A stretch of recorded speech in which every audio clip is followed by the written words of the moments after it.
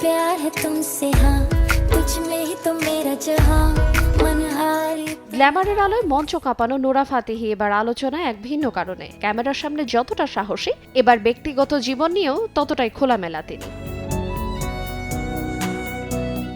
সম্প্রতি এক পডকাস্টে নিজের শৈশব, পরিবার ও সম্পর্কের জটিলতা নিয়ে অনুরাগীর উদ্দেশ্যে খোলামেলা তথ্য দেন নোরা।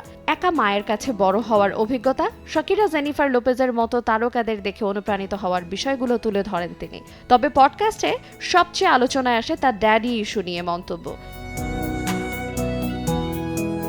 জীবনের এই লড়াইয়ের মাঝে রয়ে গেছে এক শূন্যতা, সেটি হলো বাবার অনুপস্থিতি। বাবা মায়ের বিচ্ছেদের পর দীর্ঘ সময় বাবার সঙ্গে কোনো যোগাযোগ ছিল না এই অভিনেত্রীর, আর সেই শূন্যতাই তৈরি করেছে তার ড্যাডি ইস্যু বলে জানান নোরা।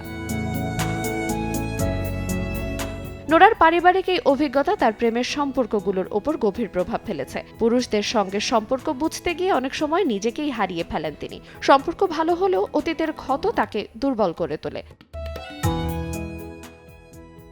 বারবার সম্পর্ক ভেঙে যাওয়া এটা শুধু কাকতালীয় নয়, বরং নিজের ভেতরের না সারা মানসিক যাত্রারই প্রতিফলন বলে মনে করেন নোরা। নিজের অনুভূতি বোঝা এবং অতীতের প্রভাব কাটিয়ে ওঠার জন্য এখনও কাজ করে যাচ্ছেন বলে জানান তিনি। আর এসব কারণে এখনও ব্যক্তিগত জীবনের সঙ্গীহীন দিন যাপন করছেন বলে জানান এই আইটেম কুইন। আইরিন আয়াত, সময় সংবাদ।